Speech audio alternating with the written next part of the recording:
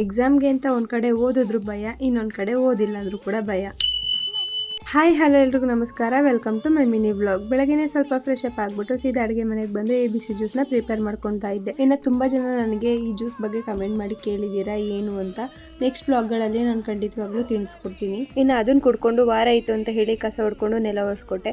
ತಿಂಡಿ ಏನು ಮಾಡೋಕ್ಕೆ ಹೋಗಲಿಲ್ಲ, ಇವತ್ತು ಎಕ್ಸಾಮ್ ಇತ್ತು ಅಂತ ಡೈರೆಕ್ಟಾಗಿ ರಿವಿಷನ್ಗೆ ಅಂತ ಕೂತ್ಕೊಂಡೆ. ಇನ್ನು ನಮ್ಮ ಮನೆಯವರು ಫ್ರೆಶ್ ಅಪ್ ಆಗಿ ದೇವ್ರ ಪೂಜೆ ಎಲ್ಲ ಮುಗಿಸ್ಕೊಂಡು ಆದಮೇಲೆ ತಿಂಡಿ ತಂದು ಅವರು ಕೂಡ ತಿನ್ಕೊಂಡು ಕೆಲಸಕ್ಕೆ ಅಂತ ರೆಡಿ ಆಗಿಬಿಟ್ಟು ರೆಡಿ ಆದಾಗ ಕಾಲ್ ಮಾಡು ಅಂತ ಹೇಳಿ ಅವರು ಕೂಡ ಹೊರಟ್ರು.